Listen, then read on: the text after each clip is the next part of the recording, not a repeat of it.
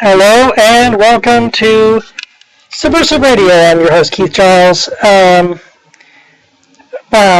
Well, I had intended to do this part 2 podcast a couple of days ago, but I hurt my back. Not exactly sure what I did. I think all I did really was sleep the wrong way, and I think I pinched a nerve. But I spent all day Good Friday and all night in bed. And today is Saturday. I spent most of today in bed. So it's not been so good. And then I actually fell and hit my head in the bathroom. Don't worry, I'm okay. I'll have a black eye and some scarring for a while, but other than that, I'm here. So I have eagerly desired to do this podcast with you, my friends, and by the grace of God, I'm finally able to actually sit down to record it. So let's do it, shall we? So this will be part 2 of the Anabaptist series that I'm doing. Reading an excellent book called The Reformers and Their Stepchildren by a guy named Leonard Verduin, Verduin. I recommend you pick it up. And it's been very eye-opening. And again, I am going to touch a little bit on the history of the Anabaptists, but only where I need to, because I really am much more fascinated and interested personally in the beliefs and the practices of the Anabaptists, less so interested in the individual people who made up the movement and sort of the historical, who did what, when, and where, and that kind of a thing. But we will touch on that a little bit because in certain places I know we're going to need to cover some history, in order to do a good job of covering the material. So where I ended part 1 was I had just begun to talk about something very pivotal to the Anabaptists, and that was something called sacralism. And like I said, I've barely touched on it. So this entire podcast is probably going to deal exclusively with the concept of a sacral society. And oh my gosh, as I'm studying this and reading this and understanding what a sacral society is, I'm also astounded how much it ties into current events. And as we begin to talk about this, I'm hoping you might also notice some of the same kind of thinking that we see today. So here we go. What is a sacral society? So sacral societies specifically are homogeneous societies. In other words, what a sacral society would be, as an example, the society of ancient Babylon, for example. Babylon was a sacral society, and the evidence of that is that every Babylonian was expected to bow down and worship the idol, if you remember Daniel chapter 3. That's because this was a pre-Christian society. Ephesus was a sacral society, and as we see in Acts 19:28, everyone in the city of Ephesus was expected to join along in the chant, "Great is Diana of the Ephesians," meaning the goddess Diana. Everyone in Ephesus was worshiping Diana because that's what sacral societies do. And they did that because, again, Ephesian society was a pre-Christian society. Native Americans are sacral societies. Everyone born into the tribe of, let's say, the Sioux or the Blackfoot or the Apache or what have you, all of them are expected to participate in the rituals and the religion of that society. Not to do so would be very, very strange, and the rest of the tribe and the rest of the people within that sacral society would see someone who refused to participate, or someone who went the opposite direction and instead worshipped in a different way than they did, would be seen as a threat to the whole of the sacral society. And And so these are all examples of pre-Christian societies. And it's the reason why we say pre-Christian is that Jesus, one of the many radical things Jesus did was to introduce an alternative to a sacral society. And this was incredible. This was amazing. As the author of this book says, he says, quote, "It's one of the New Testament's boldest interventions." And it really is. It really is a revolutionary idea that Jesus introduces. This idea that we don't have to march to the beat of the drum of the society that we are within. That we can think differently. We can act differently. And that's exactly what Jesus came to proclaim and to lead people out of sacral societies and into societies that practice more of a voluntary religion. In other words, very much like, frankly, ironically, the founders of the United States of America. They could have very easily founded societies like the ones they were from and like the ones that were all around them. There were a whole lot of state religions, a whole lot of countries, nations that had a state religion, whether that was Lutheranism or Catholicism or Protestantism or Anglicanism. So when the founders of America created their charter for the United States of America, they very purposely did not create a sacral society. They wanted to create a society where people were free to worship however, whomever, whatever they wanted, or if they wanted, and if they didn't want to, they didn't have to. So America, in that sense, is also revolutionary for creating a non-sacral society. But the other thing we have to understand, this is a key component of understanding the Anabaptist, boys and girls, is that Old Testament society was also pre-Christian. Every single member of Old Testament society was considered to be in the same religious category as everyone else. And so this makes the Old Testament society a sacral society and a pre-Christian society. This is something that, as the author of this book points out, this insight is a powerful insight. Unfortunately, the Christian reformers, Luther and Calvin and Zwingli, and others like them, in the Reformed Christian Church, in the Protestant Church, at the beginning of the Reformation, didn't understand this. They did not see this. They did not understand that the Old Testament society was a sacral society and therefore a pre-Christian society. And if they had understood this, then they would not have murdered the Anabaptists, their own Christian brothers and sisters. I'm going to quote here from the book here. He says, "There would in all probability never have been a persecution of Anabaptists if the Reformers had been aware of the pre-Christian quality of the Old Testament in this matter. It was the Reformers' refusal to admit that there is this perspective in the relationship that obtains between the two testaments.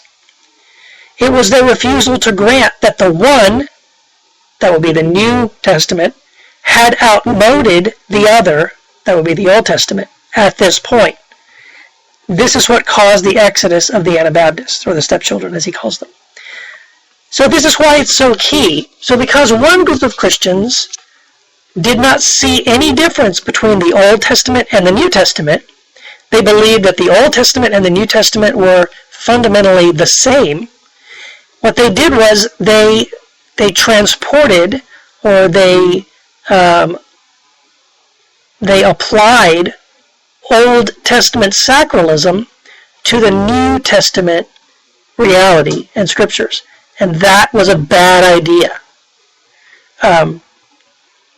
So, this is why I think it's so key, because I guess The reason why I say that as I'm reading this book, I'm seeing parallels to what we're going through today, it's a little ironic and a little strange to me, because what I see today in our landscape in America is that in spite of the fact that our founding fathers on purpose did not create a sacral society, but one of permission, one of voluntarism, that we are now in 2015 hearing from the Christian leaders, leaders in the Christian church. We're hearing from them a desire to go back to an Old Testament sacral model. And they're telling us that they want to do this because they're Christians. And this is the problem. If they were Christians, they would have eyes to see that the Old Testament model is a sacral model, and it is not a model that Jesus would have approved of. And here's a great example. Again, from the book, he says, it was because the Jews of Jesus' day were pre-Christian and therefore sacralists in their conception of things, that the problem of whether it is lawful to pay tribute to Caesar seemed to them an insoluble problem. How could a man, they asked, be loyal to the political community by paying his taxes without thereby being disloyal to the religious community, the church? They, sacralist that they were, knew of no answer to this question. It vexed them every time they tangled with it, and for that reason they confronted the master with it, so that he too might be embarrassed by it and be hopelessly pinned in a corner.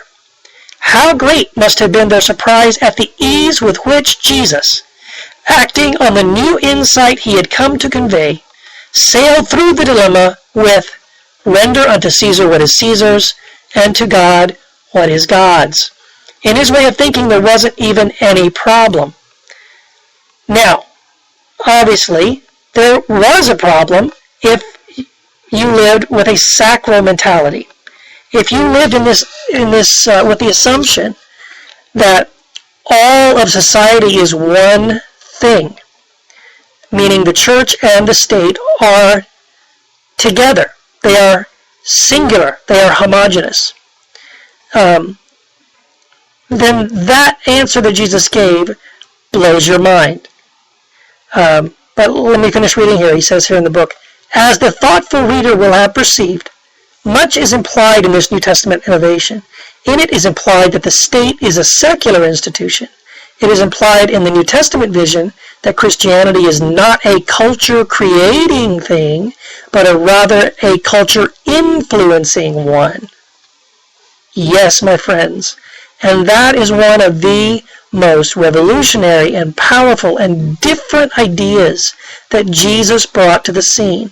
And those who understood Jesus, those who followed Jesus, those who embraced Jesus, those who did what Moses said, which was to listen to him, those who did what the Father said, which was, this is my son, listen to him.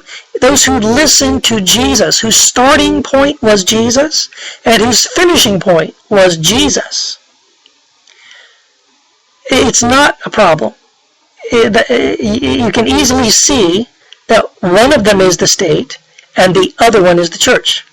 I was having a conversation with my wife the other day, and we were talking about why it is that when we, followers of Jesus, this happens to my wife and I all the time, when we as followers of Jesus speak out in favor of caring for the poor, when we as followers of Jesus speak about loving our enemies, and I'll just use those two examples, caring for the poor and loving our enemies, it has vexed us, it has astounded us that when we do speak that way, that Christians, not non-Christians, other Christians will hear us say those things.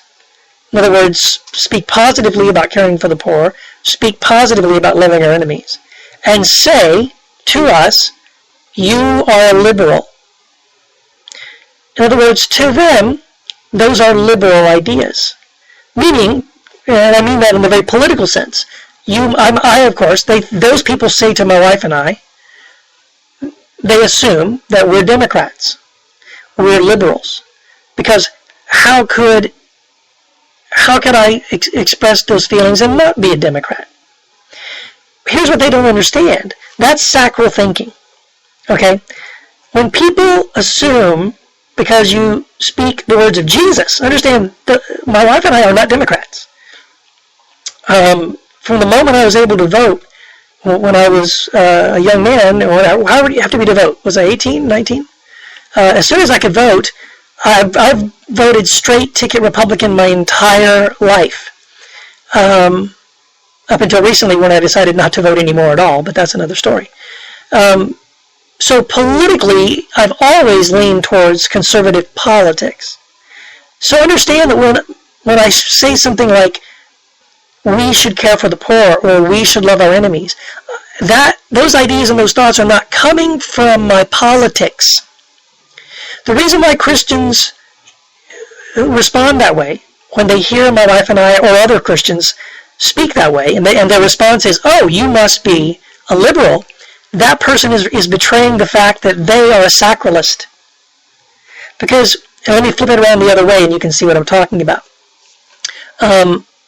Usually when I'm, let's say, debating someone online about loving our enemies, and someone says something about, let's say, ISIS, horrible things that Islamic terrorists are doing in the Middle East, beheading people, beheading Christians, horrific things. And then another Christian will say to me, well, then what should we do about ISIS? The question betrays the sacralism of that person. And often I've done this, where someone has said to me, then what should we do about terrorism? And my response to them is, what do you mean by we? That is the real question.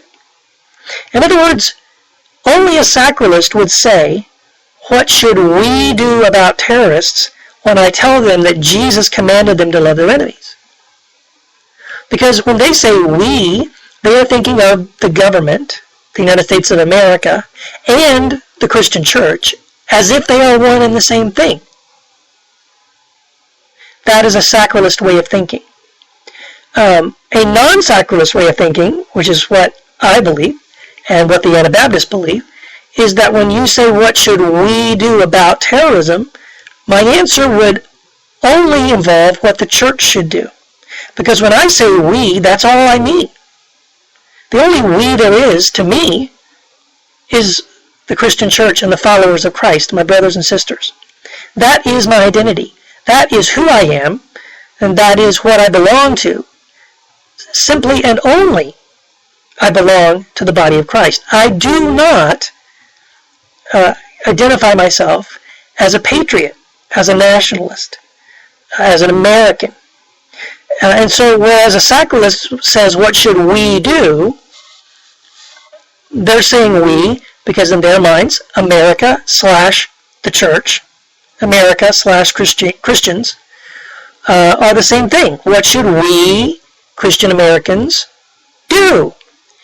Meaning that they want to know my answer as to what the president should do, or what the Pentagon should do, or what the generals on the battlefield should do about their enemies.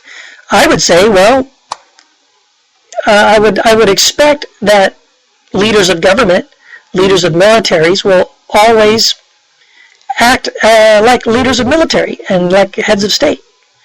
I have no doubt that we will always have wars as long as there are human beings sitting in places of power. But I would say also that Christians need not participate in those wars, because we Christians, when I say we, I only mean followers of Jesus. We Christians are following Christ, and Christ clearly commands us not to do violence. Clearly commands us not to resist an evil person. Clearly commands us to turn the other cheek, to love our enemies, to bless them. If they're hungry, to give them something to eat. If they're thirsty, to give them something to drink. I was looking the other day at the 23rd Psalm, and I guess because I had just been thinking about this exact idea, it struck me that in the 23rd Psalm it says that the Lord prepares a table for me in the presence of my enemies. And I thought, why in the world is God preparing a table full of food and drink before me and my enemies? Isn't it so that I can obey him and say to my enemy who is hungry, here, eat this? Or to my enemy who is thirsty, here, have a drink? Fascinating. I had never seen that before and never thought of it in that way. But I have to believe that that is exactly what God intends there. That God makes a table, prepares a table for me in the presence of my enemies so that I can fulfill his clear commands to give food to my enemy who's hungry and drink to my enemy who's thirsty. Because that is what my Lord has commanded me. The President of the United States is not my Lord. Now, yes, we know in the New Testament, we are told by Paul to pay our taxes, to submit to the leaders as to the law, meaning don't break the law, don't be a criminal. So we submit to the state in that sense, hoping that the state will do what it was intended to do by God, which is to wield the sword justly, to enact justice fairly. And let's be honest, sometimes the government does that well, and sometimes the government does that poorly. Certainly at the time Paul wrote those words in Romans 13, the government was doing so poorly, and continued not only to do so poorly, but to do it horribly and with great evil, to torture and put to death Christians. But understand that torture and putting to death was also done in a sacral society. The desire was that everyone would yield allegiance and pledge allegiance primarily to Caesar. And so when Jesus establishes himself as a king, notice they asked him multiple times during his trials, are you the king of the Jews? Have you claimed to be a king? Jesus is rivaling, is setting himself up as a rival, one who is above Caesar, higher than the government, beyond and above the national identity and structure.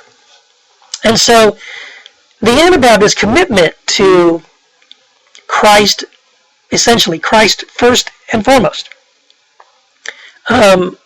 is partly why they were killed. We know that they're called Anabaptists because they baptized their children. They baptized adults again, and that was a believer's baptism. And by the way, the Anabaptists believed in a believer's church, as we were talking about a little bit last time as well.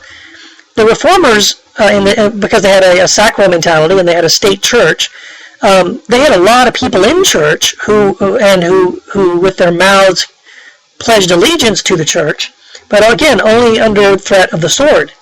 So you had a lot of people who said they were Christians, but in their hearts they were not. Whereas the Anabaptists believed in a church made up of voluntary believers. And so those who were in the church were only those who were committed to following Christ, and those were the ones that were baptized. And one of their favorite ways to put Anabaptists to death, what the Reformers did to put them to death, was to baptize them a third time, and meaning that they drowned them to death, saying, if you like being baptized so much, why don't we just baptize you again? They would tie stones around their necks, tie their arms and legs together, and throw them in the river, and quote-unquote baptize them and put them to death. But again, understand that baptizing believers was a way of saying that original infant baptism meant nothing. That in itself was challenging the status quo. It was challenging the government of the day. It was saying that the government had no hold on me, that the government didn't get to decide who was and wasn't a Christian, that only I myself could decide if I was a Christian or not a Christian. And so by exercising that voice and getting rebaptized not to the state, rebaptized not to the state church, but baptized simply to Christ and to Christ alone, to belief in faith and discipleship to Christ, was a huge threat. And unfortunately, the reformers weren't able to just say, well, okay, you guys can go ahead and believe that way if you want. We're going to believe this other way over here, and, there's no big deal. We'll coexist. That wasn't something that was possible.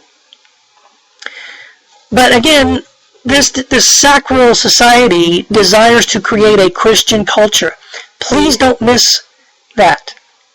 That the Christians of the Reformation desired to create a Christian culture and desired by political means to make it so that the laws and rules of the society were Christian laws and rules. And they attempted foolishly to enforce Christianity without preaching and living Christianity and allowing it to be an option for those whose hearts were genuinely drawn to Christ. They believed in coercion. And then they misrepresented a lot of scriptures in the New Testament where Jesus says, go out and compel them to come into my house. They believed that compelling and that coercion was something that the state should do with the sword. And if you wouldn't willingly come to Christ, and their version of who Christ was, by the way, then you would be put to death.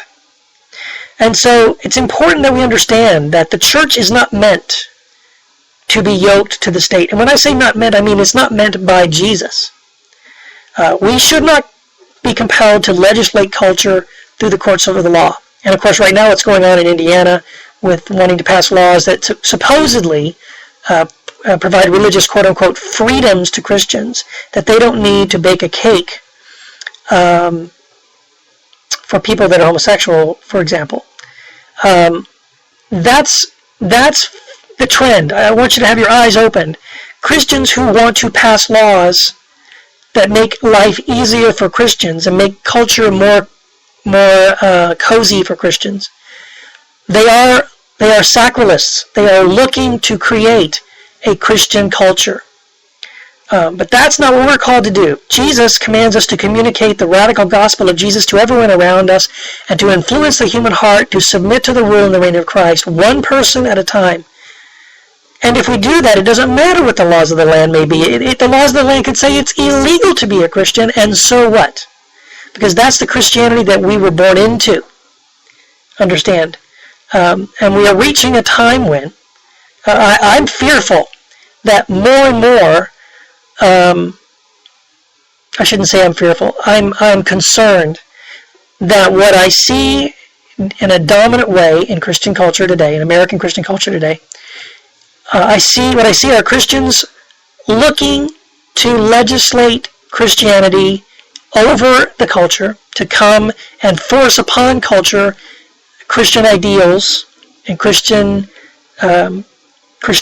if you will, a Christian culture, rather than just understand that, as he says in the book, that there can never be such a thing as a Christian culture. There can only be cultures in which the influence of Christianity is apparent. The New Testament vision does not pit a Christian culture against a non-Christian culture. As Jesus says, the idea is that a little bit of leaven is worked its way into the lump, which would be the culture. It insinuates itself there, and slowly but surely, it transforms the culture from within. One heart, one person, one life at a time. And so that when the day comes that you have a majority of people who say, I am a Christian, that they are people who can say it genuinely from their heart of hearts, that they love Christ and they want to please Him and they want to obey Him and they want to follow Him. And we need to move closer to that kind of Christianity and move away from the kind of Christianity that wants to legislate culture, to impose Christian culture upon people who do not want it and who do not genuinely seek it. And we're out of time, but thank you so much for listening. I'm going to go rest my back a little bit and put on a heating pad, and hopefully I'll feel better next time we do this podcast. Thanks a lot. Good night. God bless. Let the kingdom come.